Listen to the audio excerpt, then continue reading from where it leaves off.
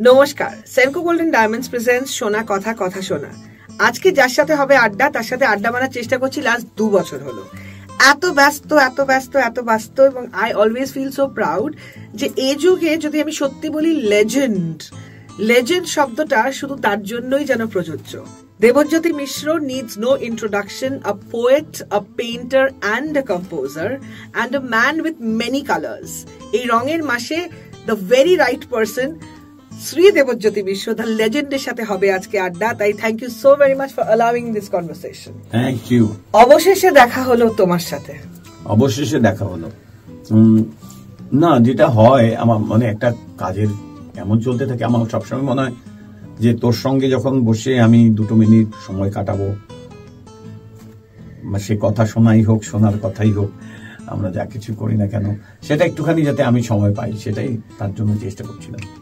Thank you for allowing.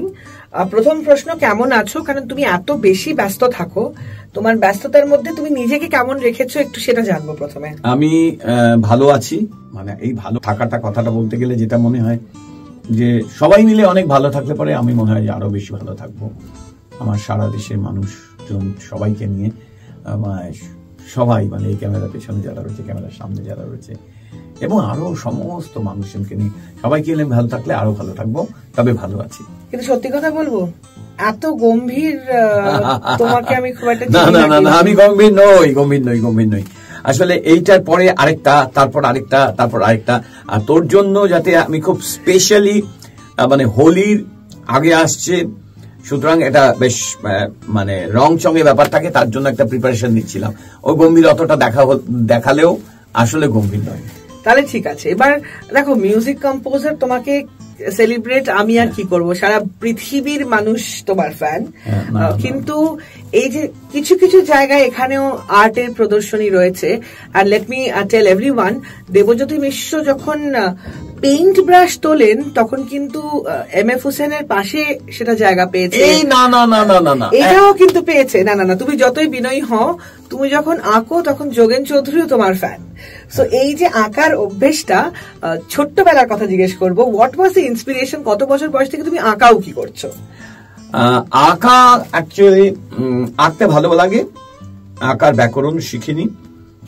আঁকার ব্যাকরণ হয় কিনা আমি সেটা জানি না অবশ্য। যোগেনদা আমাকে অসম্ভব ইন্সপায়ার করেছে, এবং জ্যোতির্ময় ভট্টাচার্য কিউরেটার, যোগেনদাকে গিয়ে আমার ছবি দেখায়, এবং যোগেনদা আমাকে অসম্ভব ইন্সপায়ার করেছে। শুধু যোগেনদা ব্যক্তি মানুষ হিসেবে করেছে, এবং যোগেনদার ছবি আমাকে ইন্সপায়ার করেছে। অফকোর্স সারা পৃথিবীর বিভিন্ন ছবি ইন্সপায়ার করে, তবে আমার আঁকতে ভালো লাগে, মানে এবং ভালো লাগার থেকেই গোটা জিনিসটা হয়েছে। রং আমার ভালো লাগে, বিভিন্ন পেইন্টারদের কাজ ভালো লাগে ভীষণ।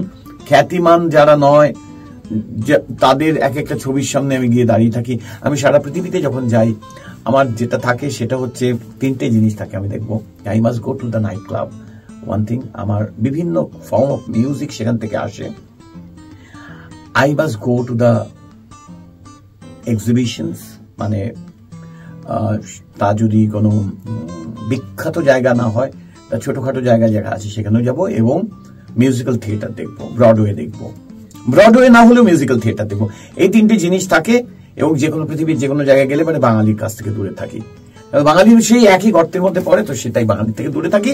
এবং আমি যাই হচ্ছে সেই সব জায়গা যাদের আমি চিনি না, যারা আমাকে চেনে না, যারা আমাকে কেউ কিছু মনে করে না, এবং সত্যি তো আমি কেউ কিছুই নই। মানে আমি যেসব মাস্টারদের সাথে কাজ করেছি, যে সলিল চৌধুরী, সত্যজিৎ রায়, মৃণাল সেনের ছবির মিউজিক করেছি আমি যাদের সাথে কাজ করেছি তারা হচ্ছে সেলিব্রিটি। আমরা কিচ্ছু নই, আমরা কিছু নই। এই যে তুমি আমি থেকে আমরা ব্যাপারটা তোমার মধ্যে ভীষণ ন্যাচারাল, কারণ তুমি আছো বলেই কিন্তু বহু বিখ্যাত মানুষ আজকে বিখ্যাত হওয়ার পথ পেয়েছে। অ্যান্ড তুমি এতটাই you always try to not attract the light, but the light follows you, and you are such a master yourself. এই যে বিখ্যাত মানুষের তালিকা তোমার জীবনে অগন্তি, you are also one of them. কিন্তু let me ask you, because তুমি সুযোগ পেয়েছো এতজনের সাথে কাজ করার, শেখার, কমন ট্রেটস সাকসেসফুল পিপলদের, কমন ট্রেটস তোমার কি কি তুমি অবজার্ভ করেছো এবং যেগুলো তোমাকেও ইনফ্লুয়েন্স করেছে, এবং তুমি যখন পাঠশালা চালাও তোমার অগন্তি স্টুডেন্টস, তুমি চাও তারাও শিখুক the common traits that make a person a successful individual? একটা কমন ট্রেট আছে, সেটা আমি বলবো যে আমি সত্যজিৎ রায়কে দেখেছি কাজ করতে, মগ্ন হয়ে কাজ করেন, একদম আর কিছু দেখেন না। এখন যদি কেউ বলে যে আর কিছু কি দেখেন না, তিনি কি তার খ্যাতি দেখেন না বা কিরকম হবে কি হবে, ওটা তো অংশ তো, যে আমি কাজ করছি, আমার কাজগুলো যেটা মানুষ চারিধারে ছড়িয়ে যায়, কিন্তু তার জন্য এমন কখনো কোনো কিছু তার কাজের জায়গা থেকে দাঁড়িয়ে এমন কিছু করেননি কখনো, মানে আমি দেখিনি এবং আমরা যা শুনেছি যাদের কাছ থেকে। আমি তো নিজে ব্যক্তিগত একজন ভায়োলিনিস্ট হিসেবে কাজ করেছি, আমি ফ্লোরে দেখেছি এরকম একজন উদাসীন মানুষ কাজ করছেন, সবকিছু দেখছেন, খেয়াল করছেন, কিন্তু ওরকম একজন যে উদাসীন বাদ বাকি যখন ফ্লোর থেকে চলে গেলেন না, ওই এইচএম এর সেই যারা জানে সে পেবলস গুলোর উপর দিয়ে উনি চলে যাচ্ছেন, আর পেছনে তাকাচ্ছেন না, পেছনে শুধু তাকাচ্ছেন না, রেকর্ডিং রুমের মিউজিকটাই পেছনেই তাকাচ্ছেন না, উনি পেছনের আর কিছু রেখে যাচ্ছেন না, সামনের দিকটা দেখেন।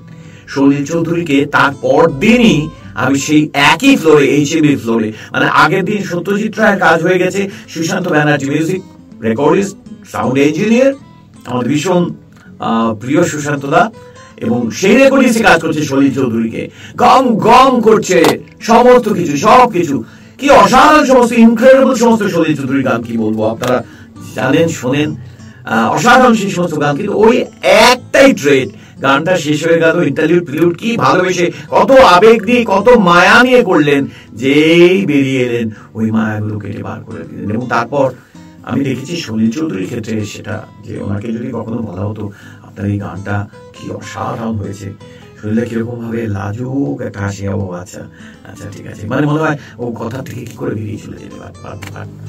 এটা আমি মৃণালদাকে দেখি, মৃণালদার সাথে, মানে মৃণালদা আমার কাঁধে হাত দিয়ে, মানে আমাদের এরকম ছবি আছে আপনারা হয়তো দেখতে, মৃণালদা কাঁধে হাত দিয়ে রয়েছেন, আমি মৃণালদার কাঁধে হাত দিয়ে রয়েছি। উনি এরকম ভাবে একটা বন্ধুত্বের সম্পর্ক দিয়ে দিতে পারতেন যে কোনো বয়সকে। এবং এটা শুধু আমি যে বলছি তা নয়, বহু মানুষই জানেন, হয়তো ততটা মানুষ তাকে চেনে না, কিন্তু তার কাঁধেও হাত দিয়ে মৃণালদার ছবি দেখতে পাওয়া যাবে, মানে এরকমই মানুষ মৃণালদা। তো আমি বলছি যে এরা সবাই কখনো কেউ কিছু মনে করেনি যে এমন বিরাট কিছু করে ফেলেছেন, এইটাই কমন্ট্রি। তাই বলছি, তোমাদের ঋতুপর্ণ ঘোষের সঙ্গে তো আমি 14টা ছবি কাজ করেছি, ঋতুপর্ণকে দেখছি। ঋতুপর্ণ ঘোষ আমি আজকে বলছি, কোনোদিন বলিনি। কানস ফিল্ম ফেস্টিভ্যালে মণিরত্নম রয়েছে, মণিরত্নম এসে জড়িয়ে ধরেছে ঋতুকে, ওর একটা ছবি হয়েছিল, সেখানে প্রসেনজিৎ ছিল, বোবাও ছিল, গিয়েছিলাম একটা ছবি এর জন্য। আমি একটা হিন্দি ফিল্মের জন্য গিয়েছিলাম, ধারাম ছবির জন্য গিয়েছিলাম। আমার মনে আছে মেডিটেরেনিয়ানের সামনে দাঁড়িয়ে বলছি, বুঝিয়ে দেবো এটা সেই মেডিটেরেনিয়ান যেটা সত্যজিৎ রায় বলেছিলেন তার ছবিতে। বললেন, আমি বললাম তুই একটা কাজ কর ঋতু, তুই 2 বছর গ্যাপ রাখ, তুই মহাভারতটা কর আর রাধাকৃষ্ণ, এটা আমি ভাবছি কোনো একটা তুই কর। দেবু, তুই আমার খুব সিরিয়াসলি ভাবিস আমি একজন সিরিয়াস ফিল্ম মেকার, 100 জন ফিল্ম মেকারদের মধ্যে আমি কখনো থাকবো ভারতবর্ষের?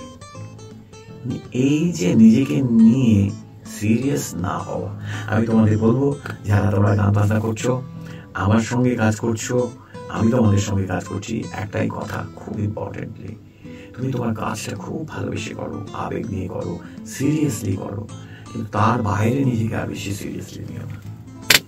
এটাই কমন ট্রেট। যতবার তোমার কথা শুনি এবং তোমার সাথে গল্প করার সুযোগ পাই, মনে হয় যেন শুধু বসে শুনতেই থাকি। তো আমার মনে হচ্ছে যে অ্যাকচুয়ালি বেশ কয়েক বছর বাদে তোমার সাথে এরকম ভাবে কথা হচ্ছে। হ্যাঁ, তোমার বয়স তো বাড়ে না, তোমার মনের বয়স আমার মনে হয় সবসময় 22 থেকে 24, মানে 24-এর উপরে ব্যাপারটা ঠিক ওঠে না। কিন্তু এই যে তুমি তোমার নানা কাজের মধ্যে, একদিকে তুমি আঁকছো, একদিকে তুমি লিখছো, একদিকে তুমি অফকোর্স সিনেমার জন্য কাজ করার সাথে সাথে একটা অন্য পৃথিবীর কাজ করছো। লাইট অ্যান্ড সাউন্ডের প্রচুর প্রজেক্ট তুমি করেছো, আমাদের কলকাতার ভিক্টোরিয়া মেমোরিয়াল তো অবশ্যই তোমার সৃষ্টি। এবং এই জাতীয় কাজ, মানে এটার ইন্সপিরেশন কোত্থেকে পেলে এবং এই প্রজেক্ট গুলো কিভাবে করছো, কিভাবে সাজাও, এত রঙের খেলা, এত গানের খেলা, এত music, would love to know it from you. প্রথম হচ্ছে লাইট অ্যান্ড সাউন্ডের কাজ না, আমি অনেক বছর আগে সলিল চৌধুরীকে করতে দেখেছিলাম, আমি সহযোগী ছিলাম সলিল চৌধুরীর সঙ্গে, তখন ফোর্ট উইলিয়ামের জন্য করেছিল। এরপর একটা কাজ এলো, একদিন ফোন এলো, এবং সেটা দিল্লি থেকে ফোন এলো, এবং তারপর লন্ডন থেকে ফোন এলো, এবং যাই হোক দিল্লি থেকে ফোন এলো, হিমাংশু ফোন করলো, দিল্লিতে ওর বিরাট বড় একটা অর্গানাইজেশন আছে যারা লাইট অ্যান্ড সাউন্ড করে, এবং সেটা আমি বলবো most importantly I am ইন্ডেটেড two Jayanta বাবু।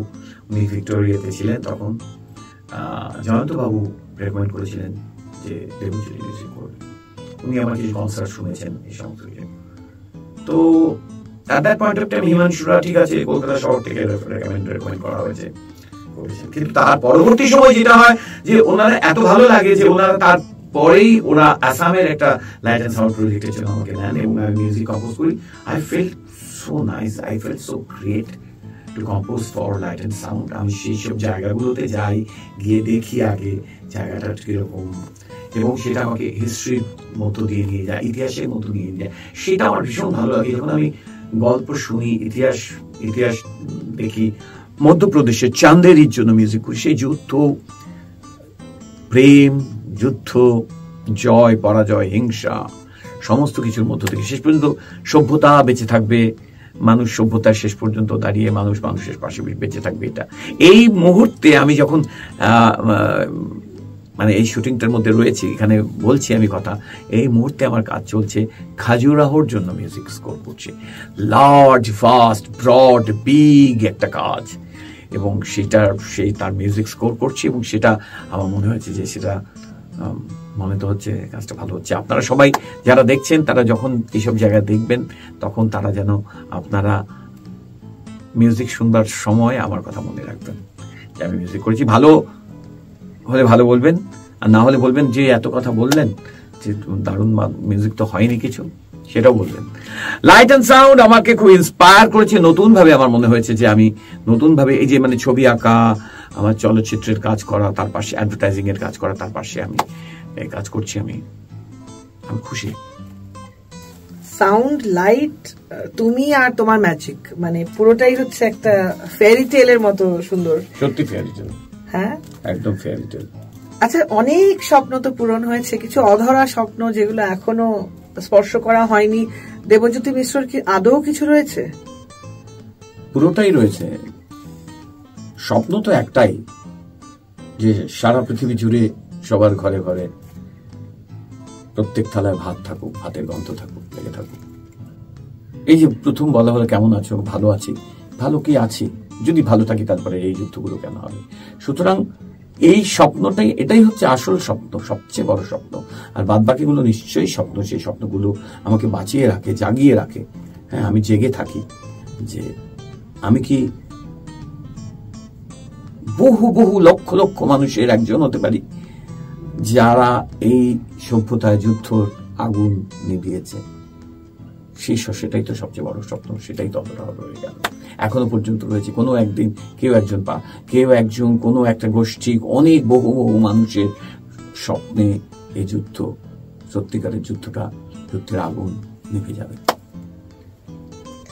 ভীষণ ভীষণ গম্ভীর গম্ভীর কথা হলো, এবং সত্যি মনে হয় যে তুমি হঠাৎ করে আয়নাটার সামনে দাঁড় করে দিলে, and the raw naked truth is in front of us। কিন্তু আমাদের অনুষ্ঠানে শোনা কথা শোনায় একজনের কথা শুনবো, এবং আমি জানি সে যখন মেনশন হবে তোমার মুখে একটা অন্য দীপ্তি ফুটে উঠবে। সাকু বেবি। হ্যাঁ, সাকুরাকে বলা হয় আমাদের বাড়ির অমিতাভ বচ্চন। ইয়েস, আমাদের বাড়ি Amitabh Bachchan. French bulldog, French bullman নাকি জানি না, আমরা কোনো কিছু আমাদের আনন্দে আলোকিত করে রেখে দেয় আমাদের সবাইকে, আমাকে, জোনাকিকে, ছোট আমাদের একটা ঘরের সাংঘাতিক মানুষ।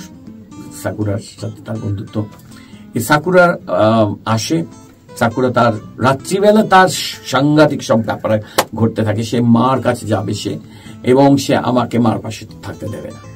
এই গল্পটা আমাদের সত্যি কথা অনেক কিছু, অনেক সিরিয়াসনেস, অনেক কিছুর মধ্য থেকে দাঁড়িয়ে এই গল্পটা আমাদের সত্যি দারুণ আনন্দ দেয়। সাকুরা আমাদের জীবনের, আমি বলবো না একটা মেম্বার, বলবো না অন্যতম আকর্ষণ, যে আরো ভালো কেন আমরা আছি, আনন্দ করে আছি। তো সাকুরাকে এমনি তোমার ডাকার নামগুলো কি কি? বিকজ একটা তো আমরা জানি সবাই, পাবলিক ফিগার সাকুরা, সাকু, আর কি কি ডাকা হয় তোমার? তো অভিনব লিস্ট। আমার লিস্টটা কিন্তু সাংঘাতিক, কৃষ্ণের সেই সব অনেক নামের মতো আর কি, মানে যখন যেটা Shanakuri, Konakuri, Tenabai, Ulabai, Sinama, Amama, Papa, Bulaba, Tenada, Tutata, Takida, Tum, Dukida, Dim, Takida Tam, Takida Dam, Saku, Paku, Taku, Kaku, Bapu, সব আছে। ও তখন কি করে মানে পুরো ও তখন দৌড়তে থাকে, ছুটতে থাকে, এটা সোফা থেকে সোফায়, সোফা থেকে বিভিন্ন রকম ভাবে। বিভিন্ন মানে ও তো প্রচন্ড অ্যাক্টিভ আমি দেখেছি, মানে ওকে এক জায়গায় খুব একটা দাঁড় করাই ছবি তোলা যায় না। না একটা ভীষণ ভাবে, হ্যাঁ। আর তার নিজের রাজা অমিতাভ বচ্চন, রাজা শাহেনশাহ, অ্যাবসলিউটলি মানে দারুণ লাগে আমার যখনই whenever সোশ্যাল মিডিয়াতে জোনাকিদি বা তোমার পোস্ট দেখি, বুঝি যে এক ঘর আলো করে সে রয়েছে তোমাদের জীবনে। আর তোমার সাথে কথা বলার সুযোগ হচ্ছে, তাই বাংলাদেশ চ্যাপ্টারটা তো জিজ্ঞেস করতেই হবে, বিকজ আমি পার্সোনালি জানি, বিকজ বাংলাদেশে আমার প্রচুর বন্ধু বান্ধব, সেখানেও দেখি তোমার পোস্ট গুলো শেয়ার হয় ইত্যাদি। শেখ মুজিবুর রহমানের জীবন এবং প্রচুর কাজ তুমি করেছো। এনিথিং ডিফারেন্ট আমাদের এপার ওপারের মিউজিক ইমোশনটা, ক্যালেন্ডার যদি আমি জিজ্ঞেস করি যে what is the difference at all, কোনো কিছু কি আলাদা আছে? পুরোটাই তো বাংলা। হ্যাঁ পুরোটাই বাংলা, কিন্তু বাংলার ওই অংশে এখন অনেক ভালো কাজ হচ্ছে। মানে বাংলার এই অংশের থেকে ওই অংশে অনেক অনেক ভালো কাজ হচ্ছে। মানে এটা আমি এরকম বলে দিতে পারি, এরকম ভাবে আমি মানে সমস্ত কিছুতেই, মানে সেটা ছবি আঁকায়, সেটা সাহিত্যে, সেটা চলচ্চিত্রে কাজ হচ্ছে। তারা যে আমাকে তাদের কাজে নিয়েছেন, আমি মানে কি বলবো, আমার মায়ের কাছে কৃতজ্ঞ। আমার মায়ের দেশ বাংলাদেশ, আমারও দেশ, মানে আনডিভাইডেড বেঙ্গলের সদস্য আমি ছিলাম না, ছিলেন আমার মা। কিন্তু এখন যখন যাই, শেখ হাসিনা আমাকে ভীষণ ব্যক্তিগতভাবে ভালোবাসেন, একেবারে দেবু নামেই জানেন, দেবজ্যোতি মিশ্র নয়, দেবু নামেই জানেন। উনি আমাকে খুব ভালোবাসেন। বিশেষত শুরু হয় যখন পিপলুর সঙ্গে আমি কাজ করতে শুরু করি, হাসিনা এ ডটার স্টেল ছবিটা, যেখানে শেখ হাসিনা এবং শেখ রেহানা তারা বলছে যে গোটা ষড়যন্ত্রটা কিভাবে তৈরি হয়েছিল, অ্যাসাসিনেশনের গল্প এবং সমস্ত কিছু, এই যে এক রাতে 12টা হয়ে গেল। এবং ছবিটা আমাকে ওখানে একটা গান আমি গাই, যেটা মুজিবুর রহমান খুব ভালোবাসতেন এবং শেখ হাসিনা বলছেন শেষের দিকে গাইতেন, খুব প্রিয় গান।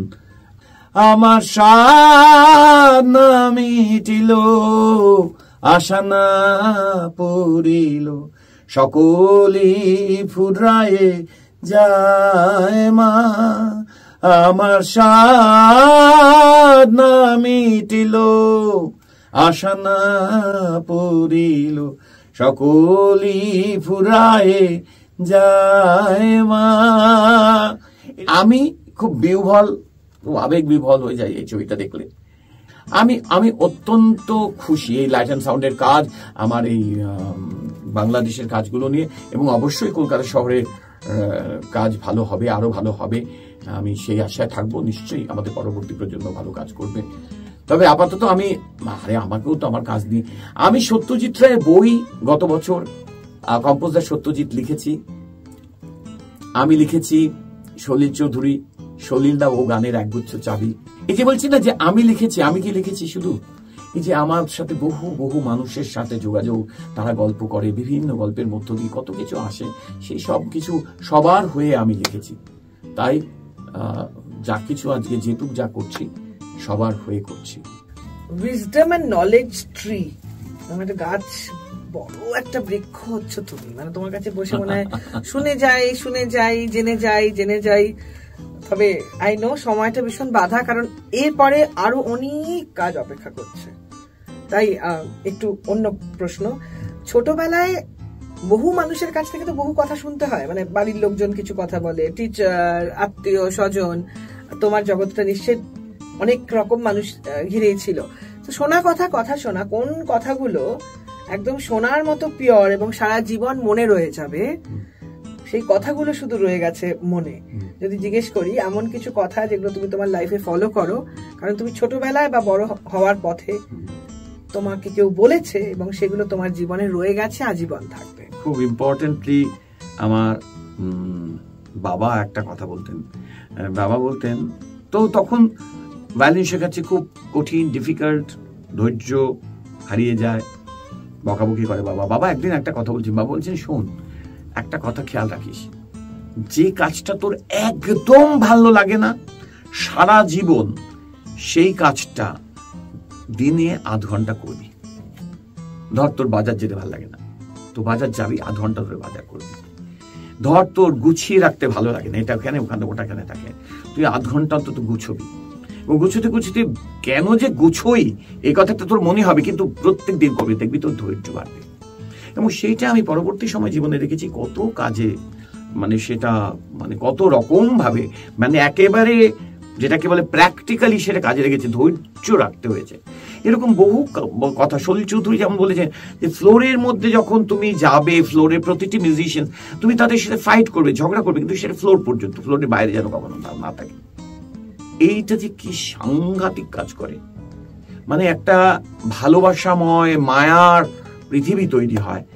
যে আমি আমার একটা মিউজিক্যাল স্কোরের সাথে নেগোশিয়েট করছি, তোমার সাথে ফাইট করছি, তো আমি বলছি তারারাম পাম পাম পাম পারারাম পাম পাম পাম, তুমি তারারাম পারারা, আমি বললাম না না এটা হবে না, কিন্তু ওখানেই তোমার সাথে আমার টাগ অফ ওয়ারটা ওখানেই, তারপর ওখান থেকে আর কিছু মনে থাকবে না, তাকে জড়িয়ে ধরবে তুমি।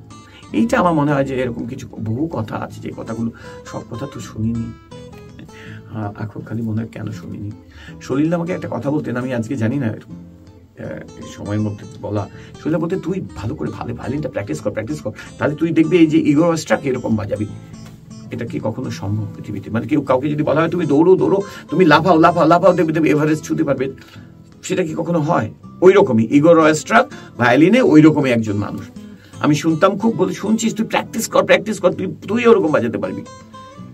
কিন্তু এই যা বুঝতে পারি যে ওই ছুটতে থাকার প্র্যাকটিস করার কথাটা বলতেন, সেটা আমি আজকেও আমার মতো করে চেষ্টা করি। আর যেটুকু পারিনি সেই সম্পূর্ণ কথা শুনিনি বলে পারিনি। শোনা কথা যদি না শোনা হয় তাহলে তো শোনা উড়ন্ত শোনা, ফুটন্ত শোনা হয়ে উঠবে না। একটু র্যাপিড ফায়ার করি। বাড়িতে কোন খাবারটা হলে সবাই সবচেয়ে খুশি হয়? একটা খাবার হলে সবাই খুশি হবে, মানে সাকুও খুশি হবে না, সাকুর খুশি হওয়াটা সবচেয়ে বেশি, খুব ভেরি ইম্পর্টেন্ট। সাকুও খুশি হবে, সমস্ত কিছু হবে। তাহলে আমি বলবো ফিশ চিকেন। ফিশ চিকেন একটা বস্তু, চিকেনে কেউ খুশি, ফিশে কেউ খুশি।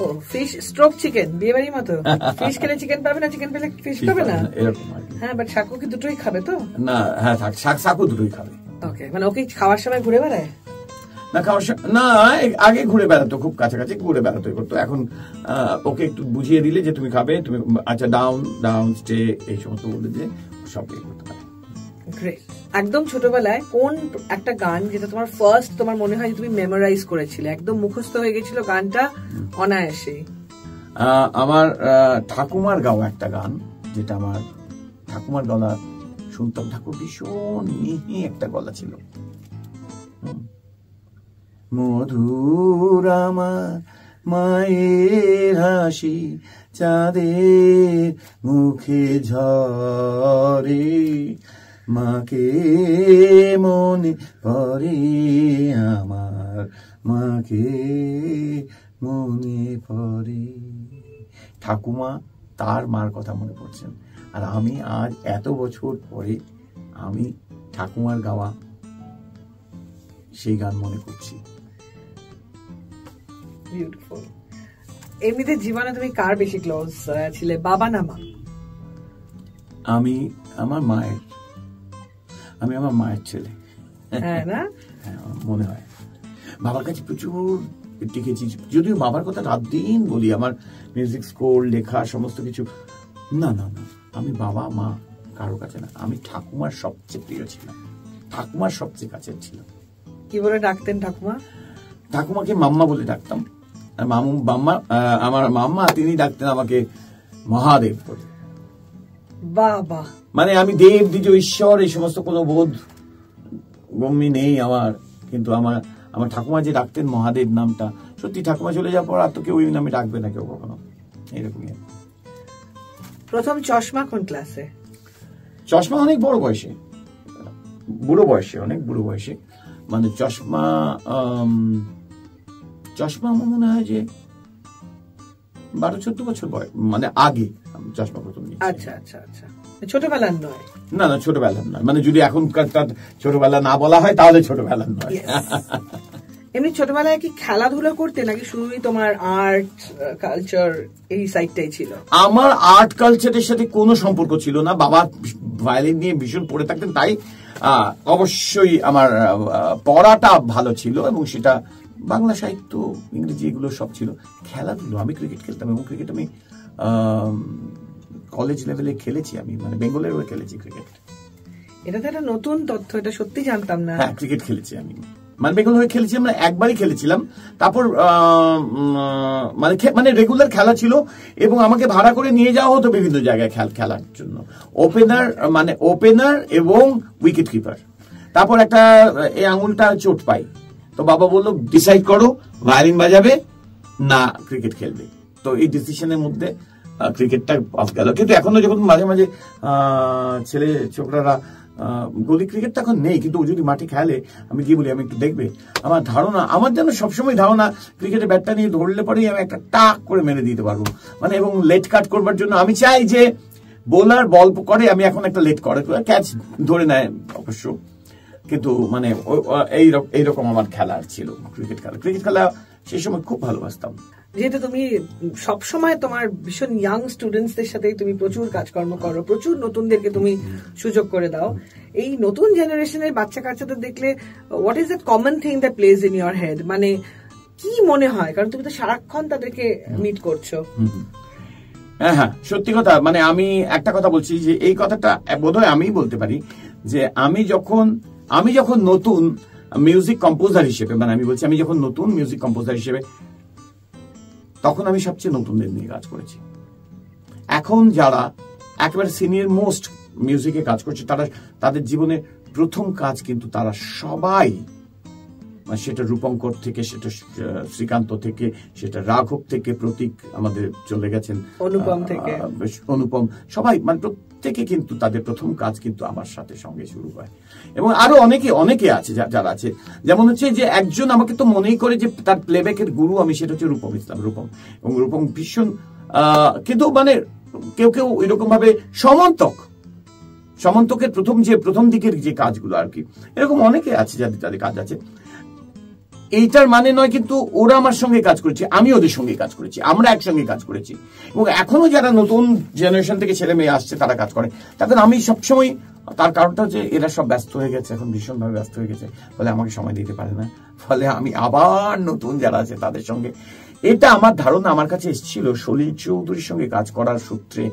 সলিল চৌধুরী কিন্তু একজন 17-18 বছরের ছেলেকে নিয়ে, সেই সময় সলিল চৌধুরীর ফ্লোরে কিন্তু আমি একচ্ছত্র, মানে এরকম ভাবে বলছি অন ক্যামেরা, যে আমি একজন একমাত্র সহযোগী সঙ্গীত পরিচালক হিসেবে তখন আমি এখন অনেক ভাবে বলছি মিউজিক অ্যাসিস্ট্যান্ট ছিলাম, চেলা ছিলাম, মিউজিক অ্যাসিস্ট্যান্ট মানে চেলা ছিলাম। কিন্তু শৈলটা কিন্তু খুব সুন্দরভাবে, মানে পেশাদারি দক্ষতায় কাজ করেছি, পেশাদার হয়ে কাজ করেছি, অর্থাৎ শৈলটা কিন্তু কাজ করিয়েছেন আমাকে দিয়ে। তিনি কখনো একটা ইম্পর্টেন্ট জিনিস, আমি কখনো তাকে গুরু বলিনি, তিনি চাননি কোনোদিন, আমাকে প্রণাম করতে দিতেন না, এবং বলতেন কান্ধমে আ যাও, মানে আমরা দুজন সহ পেশাদার। এইটা বোধহয় আমাকে ইন্সপায়ার করেছে সবচেয়ে, এখনো সবচেয়ে ইন্সপায়ার করে সলিল চৌধুরীর মতো এরকম ইন্সপায়ার আমাকে কেউ করে না। তাই আমি তরুণদের, মানে খুব নতুনদের সাথে কাজ করতে ভালোবাসি, খুব স্বচ্ছন্দ বোধ করি। জোনাকি দি ইজ ইয়োর লাইট, সেও তোমার পুরো জীবনটাতে একটা অন্যরকম ডাইমেনশন এনে দিয়েছে। 3 best things you love about হার।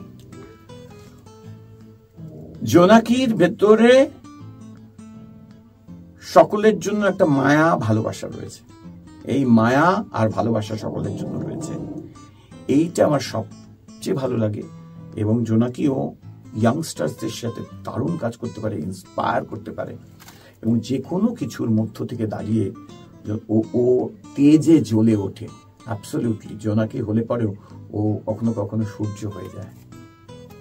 আমি আমার জীবনের কথা বলতে পারি, আমি আমার জীবনের এই যে অংশটা, মানে অর্থাৎ হচ্ছে একটা অংশ আমি কাজ করেছিলাম, তারপরে আবার আরেকটা অংশ, যারা the most important people in my লাইফের জায়গায় যদি সত্যজিৎ সলিল এদেরকে বলছি, জোনাকি একই রকম ভাবে যে আমার হাতটা ধরেছিল এসে, তখন প্রায় যখন তলিয়ে যাচ্ছিলাম সে সময় আমার হাতটা ধরেছিল।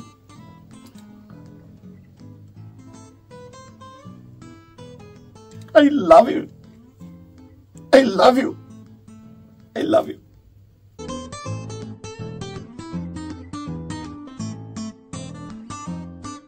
এতটাও ভালোবাসা যায়, মানে ভালোবাসা কতটা গভীর হলে এতটাও ভালোবাসা যায়।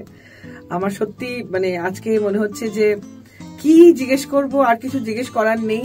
এইটুকুই বুঝতে পারছি যে এক আকাশ ভালোবাসা লুকিয়ে আছে তোমার মনে। And Jonaki di, you are so lucky and so is he. মানে কি বলি, জোনাকি মোবাইল ফোনে কিন্তু আমার নামটা লেখা রয়েছে সোনা বলে।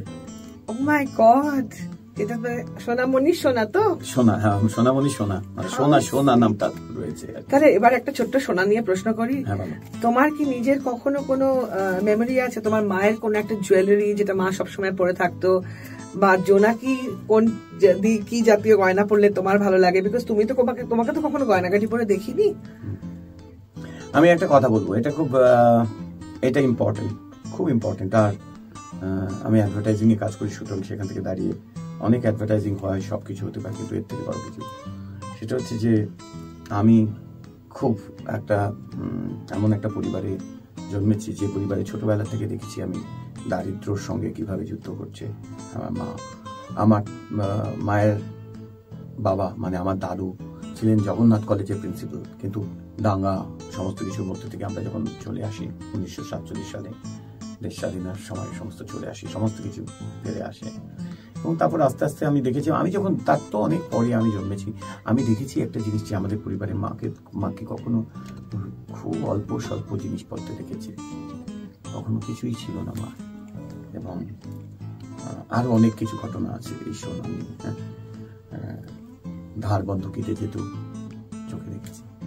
সেসব জিনিস অনেক সময় হয়তো নিয়ে আসা হয়, ফেরত আর আনা যায়নি। আমার বাবা একদিন ভায়োলিন নিয়ে এলেন আমাকে শেখাবেন বলে, সারা মাসের টাকা দিই পুজোর আগে। ভাবলাম তুমি যে ওইটা দিছিলা, আমি ওইটা মধু শাকরা যখন ফেরত দিল, আমি ভাবলাম আমার ওদের জন্য একটা ভায়োলিন নিয়ে আসে। আমার মাকে দেখেছিলাম, মা বলেছেন কি ভালোই তো করছো, ওরা যদি শেখে এর থেকে আর কি হয়। তো সেটা আমার কাছে মনে পড়ে। তবে একটা জিনিস আমি বলছি, এটা আমার সমস্ত কিছু সোনা বন্ধুদের আমার বলার কথা। আমি যখন এস্টাবলিশড হলাম, মানে যেটুকু এস্টাবলিশ করলে পরে বলে, তখন মাকে কতবার আমি সোনার জিনিস কিনে দিতে চেয়েছি। মার তখন আর সোনা করবার কোনো স্বাদ ছিল না। তাই আমি বলি, যাদের স্বাদ আছে তারা কিন্তু সোনা কিনে দিন, হ্যাঁ, তাদের মাকে, তাদের প্রিয় মানুষকে। আমি একটা ছোট্ট কথা বলি, তুমি যখন বললে কথাগুলো, আমি যেহেতু খুব ছোট থেকে নিজের মতো করে রোজগার করেছি, কখনো ক্রেডিট কার্ড বেচেছি, ইন্স্যুরেন্স করেছি, সেগুলো কলেজের সময়কার। আমার মায়ের হাতে জাস্ট একটা লোহা পোড়া থাকতো, যেটাতে কোনো সোনা বাঁধানো ছিল না। সোনা বাঁধানো যে লোহা হয় সেটার আমার কোনো জ্ঞানও ছিল না, তখন বদলও করিনি। পরে যখন একটু বড় হলাম বুঝলাম যে মা শুধু লোহা পরে, সবার হাতে একটা সোনা দিয়ে মোড়ানো লোহা থাকে। তো ভাগ্যিস ছোটবেলায় রোজগার করেছিলাম, মাকে মায়ের জন্মদিন এবং পরে একটা বিবাহ বার্ষিকী উপলক্ষে দুটো ছোট ছোট জিনিস করে দিয়েছিলাম। এবং মা যখন হঠাৎ 23 বছরে চলে গেল, মানে আমার 23 বছর বয়সে, মায়ের হাতের কিন্তু শেষ দুটো জিনিস আমারই তৈরি করা, আমারই গড়া, সেগুলোই আমার হাতে যখন ফেরত এলো, তখন সত্যি ভাবলাম, ভাগ্যিস ভাবিনি একবারও খরচা করার আগে যে পরে করব, কারণ পরে সময়টা আসতোই না। তো হাতের মধ্যে সময় থাকলে সব রকম ভাবে ভালোবাসা দিয়ে, জিনিস দিয়ে ভালোবাসার মানুষদের ভরিয়ে রাখা উচিত, তাদের স্বপ্ন পূরণ যতটা সম্ভব করা উচিত।